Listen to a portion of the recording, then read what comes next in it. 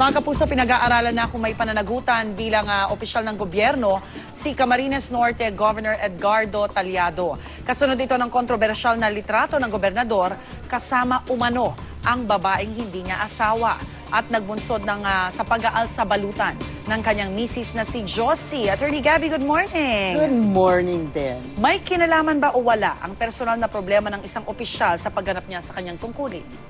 Well, ayon sa Republic Act 6713, surprised nga ako, di ba? Ang announcement niya, huwag niyo akong husgahan sa personal ko na buhay, doon lang sa trabaho. Surprised ako na parang hindi niya nabasa ang Code of Conduct at ethical standards ng lahat ng public officials at employees natin. At talaga namang nakasaad dito na dapat ay pigilan nila ang sarili nila sa paggawa ng kahit na ano na labag sa batas, good morals, good customs, public order, public policy, and public interest, etc. So, ang moralidad ng isang public official ay saklaw po ng issue as to whether or not siya ay dapat managot sa ilalim ng batas. In my opinion, of course. In fact, isang ground nga sa ilalim ng batas para sa disciplinary action para sa mga public official ay ang disgraceful and immoral conduct. At huwag na po natin pagdebatihan pa, di ba?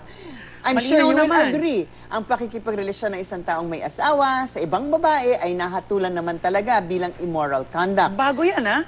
Talaga? Parang pagnanakaw ng bulaklak sa sementeryo. Huwag na po natin pagdebatihan pa. So unless magbago ang ating mga batas, hindi pa po nag-iiba ang classification as disgraceful and immoral. At yan pa rin po ang batas natin sa ngayon. At marami na pong nasuspinde at nawala ng trabaho. Di ba nga, pinag-uusapan natin, abogado, alam ko, doktor din eh. Minsan mga private companies, diba? For lawyers and for judges, talagang ground, yung immorality, nakatulad yan. Ikaw pa na public servant, diba? Ano ang penalty? Yung talaga, well, para sa mga abogado, talagang mas malupit, diba? Na pwede ka talagang mawalan ng madisbar. Hindi ka na pwede maging abogado kasi nga naman, ikaw dapat ang nagpoprotekta at alam ang batas, ikaw pa ang unang-unang mag-break nito. Ganon din siguro sa mga public official natin na dapat ay maging huwaran, di ba, ng moralidad at dignidad at integridad at so, maging example sa lahat ng mga tao. Kunyari, sa mga katulad ni Governor. Ang penalty dyan, depende kung meron ba siyang ibang mga kasalanan, di ba, ng immorality. Maaari ang dismissal from public office eventually, pero sa ibang mga kaso, tulad ng nakasaad sa rules ng civil service na ina-apply din kamukha ng ombudsman para sa mga elective officials katulad ni governor, mga mayor, etc. Usually suspension muna kung first time.